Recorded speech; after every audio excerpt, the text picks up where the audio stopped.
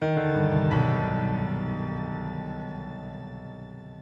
weeks later, I went over to Tinsham to see Coker and make arrangements for our move. I took an ordinary car in order to do the double journey in a day. When I got back, Josella met me in the hall. She gave one look at my face. "What's the matter?" she said. "Just that we shan't be going there after all," I told her. "Tinsham is finished." She stared back at me. "What happened?" "I'm not sure. It looks as if the plague got there." I described the state of affairs briefly. It had not needed much investigation. The gates were open when I arrived, and the sight of Triffids loose in the park half warned me what to expect. The smell, when I got out of the car, confirmed it. I made myself go into the house. By the look of it, it had been deserted 2 weeks or more before. I put my head into 2 of the rooms. They were enough for me. I called, and my voice ran right away through the hollowness of the house. I went no further. There had been a notice of some kind pinned to the front door, but only one blank corner remained. I spent a long time searching for the rest of the sheet that must have blown away. I did not find it. The yard at the back was empty of lorries and cars, and most of the stores had gone with them, but where to I could not tell. There was nothing to be done but get into my car again and come back. "And so, what?" asked Josella when I had finished. "And so, my dear, we stay here. We learn how to support ourselves, and we go on supporting ourselves unless help comes. There may be an organisation somewhere." Josella shook her head. "I think we'd better forget all about help. Millions and millions of people have been waiting and hoping for help that hasn't come." "There'll be something," I said.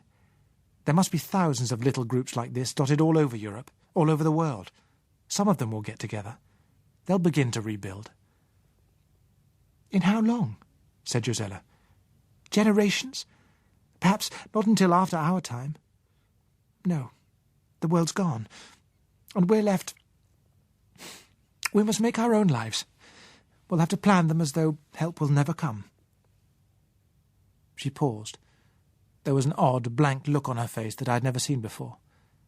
It puckered. "Darling," I said. "Oh, Bill. Bill, I wasn't meant for this kind of life. If you weren't here, I'd—" "Hush, my sweet," I said gently. "Hush." I stroked her hair. A few moments later she recovered herself. "I'm sorry, Bill. Self-pity. Revolting. Never again." She patted her eyes with her handkerchief and sniffed a little. "So, I'm to be a farmer's wife.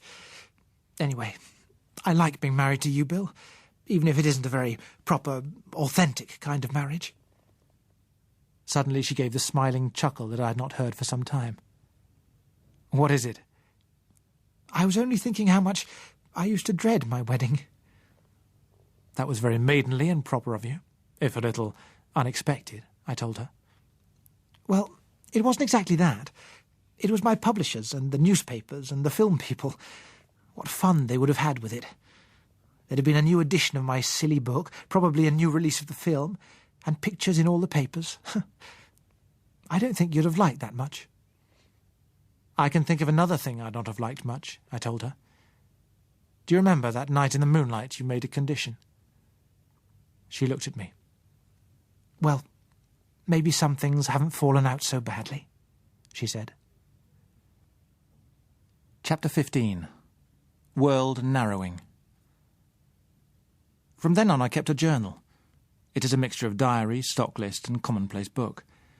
In it there are notes of the places to which my expeditions took me, particulars of the supplies collected, estimates of quantities available, observations on the states of the premises, with memos on which should be cleared first to avoid deterioration.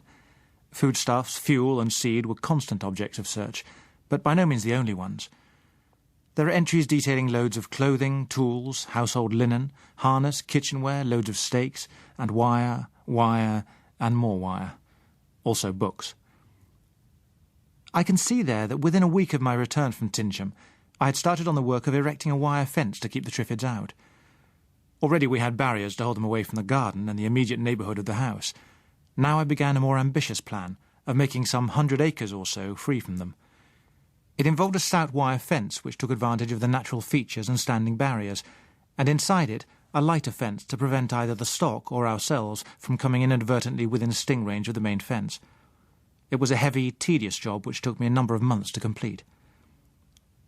At the same time, I was endeavouring to learn the ABC of farming. It is not the kind of thing that is easily learnt from books.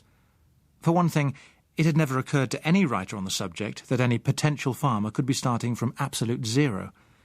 I found, therefore, that all works began, as it were, in the middle, taking for granted both a basis and a vocabulary that I did not have. My specialised biological knowledge was all but useless to me in the face of practical problems. Much of the theory called for materials and substances which were either unavailable to me or unrecognisable by me if I could find them. I began to see quite soon that by the time I had dismissed the things that would shortly be unprocurable, such as chemical fertilisers, imported feeding stuffs, and all but the simpler kinds of machinery, there was going to be much expenditure of sweat for problematical returns. Norrie's book instilled knowledge of horse management, dairy work, or slaughterhouse procedure by any means an adequate groundwork for these arts. There are so many points where one cannot break off to consult the relative chapter. Moreover, the realities persistently present baffling dissimilarities from the simplicities of print. Luckily, there was plenty of time to make mistakes and to learn from them. The knowledge that several years could pass before we should be thrown anywhere near on our own resources saved us from desperation over our disappointments.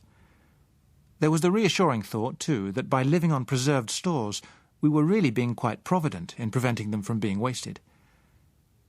For safety's sake, I let a whole year pass before I went to London again. It was the most profitable area for my forays, but it was the most depressing. The place still contrived to give the impression that a touch of a magic wand would bring it to life again, though many of the vehicles in the streets were beginning to turn rusty. A year later, the change was more noticeable. Large patches of plaster detached from house fronts had begun to litter the pavements. Dislodged tiles and chimney pots could be found in the streets. Grass and weeds had a good hold in the gutters and were choking the drains. Leaves had blocked downspouting so that more grass and even small bushes grew in cracks and in the silt in the roof gutterings. Almost every building was beginning to wear a green wig beneath which its roofs would damply rot. Through many a window one had glimpses of fallen ceilings, curves of peeling paper, and walls glistening with damp. The gardens of the parks and squares were wildernesses creeping out across the bordering streets. Growing things seemed indeed to press out everywhere, rooting in the crevices between the paving stones, springing from cracks in concrete, finding lodgments even in the seats of the abandoned cars. On all sides they were encroaching to repossess themselves of the arid spaces that man had created. And curiously, as the living things took charge increasingly, the effect of the place became less oppressive. As it passed beyond the scope of any magic wand, most of the ghosts were going with it, withdrawing slowly into history. Once, not that year, nor the next, but later on, I stood in Piccadilly Circus again, looking round at the desolation, and trying to recreate in my mind's eye the crowds that once swarmed there.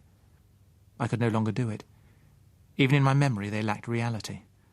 There was no tincture of them now. They had become as much a backcloth of history as the audiences in the Roman Colosseum or the army of the Assyrians, and somehow just as far removed. The nostalgia that crept over me sometimes in the quiet hours was able to move me to more regret than the crumbling scene itself. When I was by myself in the country, I could recall the pleasantness of the former life.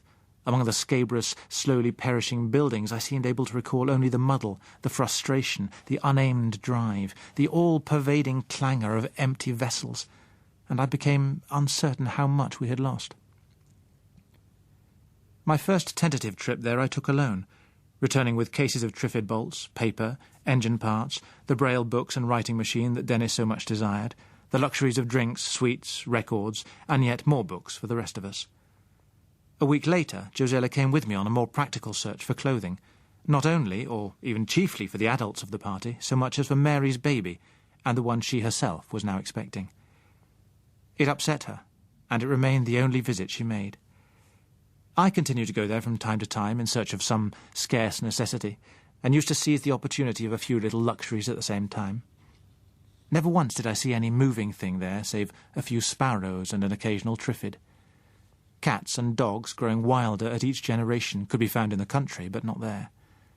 Sometimes, however, I would find evidence that others besides myself were still in the habit of quarrying supplies there, but I never saw them. It was at the end of the 4th year that I made my last trip, and found that there were now risks which I was not justified in taking. The first intimation of that was a thunderous crash behind me somewhere in the inner suburbs. I stopped the truck and looked back to see the dust rising from a heap of rubble which lay across the road. Evidently my rumbling passage had given the last shake to a tottering house front. I brought no more buildings down that day, but I spent it in apprehension of a descending torrent of bricks and mortar. Thereafter I confined my attention to smaller towns, and usually went about them on foot. Brighton, which should have been our largest convenient source of supplies, I let alone. By the time I thought it fit for a visit, others were in charge there. Who or how many they were, I did not know. I simply found a rough wall of stones piled across the road and painted with the instruction, "Keep out." The advice was backed up by the crack of a rifle and a spurt of dust just in front of me. There was no one in sight to argue with. Besides, it wasn't an arguing kind of gambit. I turned the lorry round and drove away thoughtfully. I wondered if a time would come when the man Stephen's preparations for defence might turn out to be not so misplaced after all. Just to be on the safe side, I laid in several machine guns and mortars from the source which had already provided us with the flamethrowers we used against the Triffids. In the November of that 2nd year, Josella's first baby was born. We called him David. My pleasure in him was at times alloyed with misgivings over the state of things we had created him to face. But that worried Josella much less than it did me. She adored him. He seemed to be a compensation to her for much that she had lost, and paradoxically, she started to worry less over the condition of the bridges ahead than she had before. Anyway, he had a lustiness which argued well for his future capacity to take care of himself, so I repressed my misgivings and increased the work I was putting into that land which would one day have to support all of us. It must have been not so very long after that Josella turned my attention more closely to the Triffids. I had for years been so used to taking precautions against them in my work that their becoming a regular part of the landscape was far less noticeable to me than it was to the others. I had been accustomed, too, to wearing meshed masks and gloves when I dealt with them, so that there was little novelty for me in donning these things whenever I drove out. I had in fact got into the habit of paying little more attention to them than one would to mosquitoes in a known malarial area. Josella mentioned it as we lay in bed one night, when almost the only sound was the intermittent, distant rattling of their hard little sticks against their stems. "They're doing a lot more of that lately," she said. I did not grasp at first what she was talking about.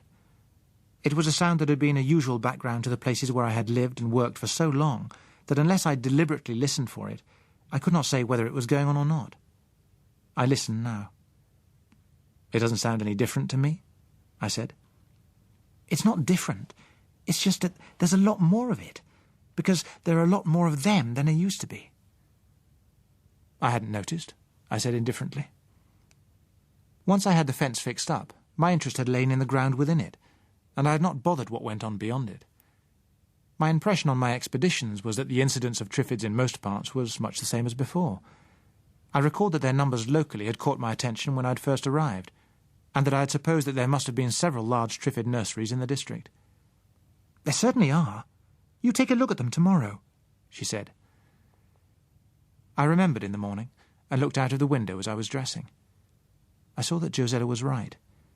One could count over 100 of them behind the quite small stretch of fence visible from the window. I mentioned it at breakfast. Susan looked surprised. "But they've been getting more all the time," she said. "Haven't you noticed?" "I've got plenty of other things to bother about," I said, a little irritated by her tone. "They don't matter outside the fence, anyway. As long as we take care to pull up all the seeds that root in here, they can do what they like outside." "All the same," Josella remarked with a trace of uneasiness, "is there any particular reason why they should come to just this part in such numbers? I'm sure they do, and I'd like to know just why it is."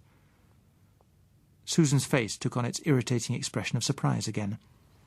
"Why, he brings them," she said. "Don't point," Josella told her automatically. "What do you mean? I'm sure Bill doesn't bring them." "But he does. He makes all the noises and they just come." "Look here," I said. "What are you talking about? Am I supposed to be whistling them here in my sleep or something?" Susan looked huffy. "All right. If you don't believe me, I'll show you after breakfast," she announced, and withdrew into an offended silence. When we had finished, she slipped from the table, returning with my 12-bore and field glasses. We went out onto the lawn. She scoured the view until she found a Triffid on the move well beyond our fences, and then handed the glasses to me. I watched the thing lurching slowly across a field. It was more than a mile away from us and heading east. "Now keep on watching it," she said. She fired the gun into the air. A few seconds later, the Triffid perceptibly altered course towards the south. "See?" she inquired, rubbing her shoulder. "Well, it did look—" "Are you sure? Try again," I suggested. She shook her head. "It wouldn't be any good. All the Triffids that heard it are coming this way now. In about 10 minutes they'll stop and listen. If they're near enough then to hear the ones by the fence clattering, they'll come on. Or if they're too far away for that, but we make another noise, then they'll come. But if they can't hear anything at all, they'll wait a bit and then just go on wherever they were going before." I admit that I was somewhat taken aback by this revelation. "Well, I said, you must have been watching them very closely, Susan." "I always watch them. I hate them," she said, as if that were explanation enough. Dennis had joined us as we stood there. "I'm with you, Susan," he said. "I don't like it. I've not liked it for some time. Those damn things have the drop on us." "Oh, come," I began. "I tell you, there's more to them than we think. How did they know? They started to break loose the moment there was no one to stop them. They were around this house the very next day. Can you account for that?" "That's not new for them," I said. "In jungle country they used to hang around near the tracks. Quite often they would surround a small village and invade it if they weren't beaten off. They were a dangerous kind of pest in quite a lot of places." "But not here. That's my point. They couldn't do that here until conditions made it possible. They didn't even try. But when they could, they did it at once, almost as if they knew they could." "Oh, come now, be reasonable, Dennis. Just think what you're implying," I told him. "I'm quite aware of what I'm implying. Some of it, at any rate. I'm making no definite theory, but I do say this. They took advantage of our disadvantages with remarkable speed. I also say that there is something perceptibly like method going on among them right now. You've been so wrapped up in your jobs that you've not noticed how they've been massing up and waiting out there beyond the fence, but Susan has. I've heard her talking about it. And just what do you think they're waiting for?" I did not try to answer that just then. I said, "You think I'd better lay off using the 12-bore, which attracts them, and use a Triffid gun instead?" "It's not just the gun. It's all noises," said Susan. "The tractor's the worst because it is a loud noise and it keeps on so that they can easily find where it comes from. But they can hear the lighting plant engine quite a long way too. I've seen them turn this way when it starts up." "I wish," I told her irritably, "you'd not keep on saying they hear as if they were animals. They're not. They don't hear, they're just plants." "All the same, they do hear somehow," Susan retorted stubbornly. "Well, anyway, we'll do something about them," I promised. We did. The first trap was a crude kind of windmill which produced a hearty hammering noise. We fixed it up about half a mile away. It worked. It drew them away from our fence and from elsewhere. When there were several hundreds of them clustered about it, Susan and I drove over there and turned the flamethrowers on them. It worked fairly well a second time too, but after that only a very few of them paid any attention to it. Our next move was to build a kind of stout bay inwards from the fence and then remove part of the main fence itself, replacing it by a gate. We had chosen a point within earshot of the lighting engine, and we left the gate open. After a couple of days, we dropped the gate and destroyed the couple of hundred or so that had come into the pen. That too was fairly successful to begin with, but not if we tried it twice in the same place, and even in other places the numbers we netted dropped steadily. A tour of the boundaries every few days with a flamethrower could have kept the numbers down effectively, but it would have taken a lot of time and soon have run us out of fuel. A flamethrower's consumption is high, and the stocks held for it in the arms depot were not large. Once we finished it, our valuable flamethrowers would become little better than junk, for I knew neither the formula for an efficient fuel nor the method of producing it. On the 2 or 3 occasions we tried mortar bombs on concentrations of Triffids, the results were disappointing. Triffids share with trees the ability to take a lot of damage without lethal harm.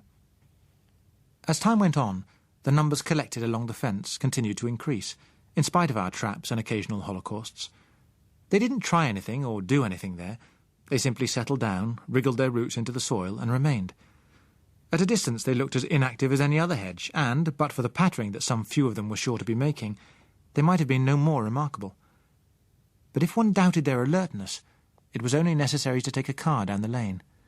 To do so was to run a gauntlet of such viciously slashing stings that it was necessary to stop the car at the main road and wipe the windscreen clear of poison. Now and then one of us would have a new idea for their discouragement, such as spraying the ground beyond the fence with a strong arsenical solution, but the retreats we caused were only temporary.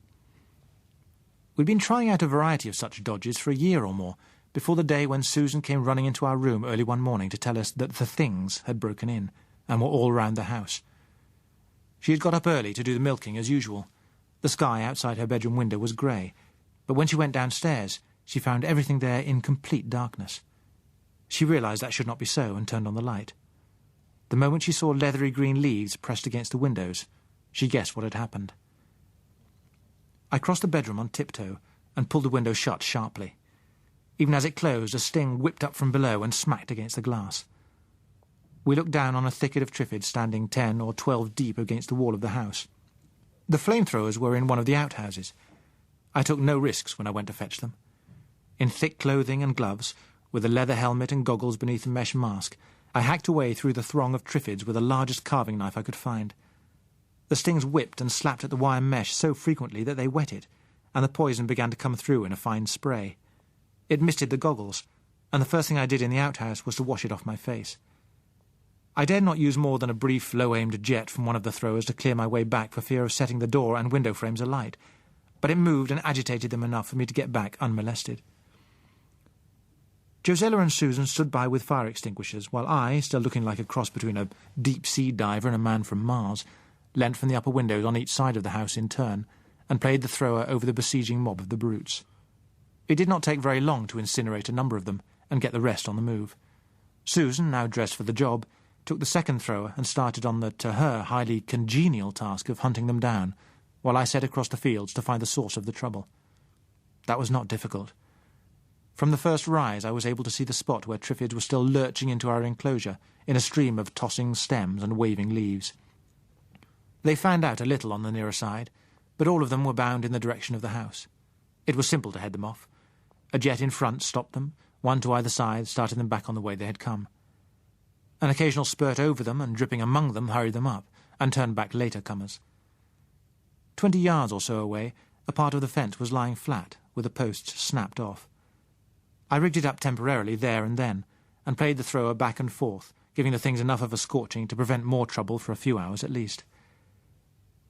Josella, Susan and I spent most of the day repairing the breach.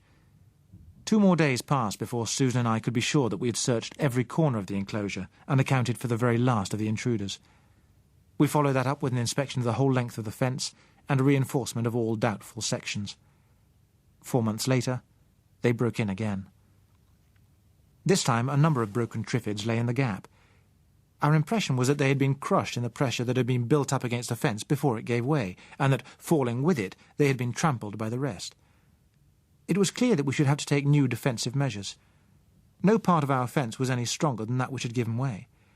Electrification seemed the most likely means of keeping them at a distance. To power it, I found an army generator mounted on a trailer and towed it home.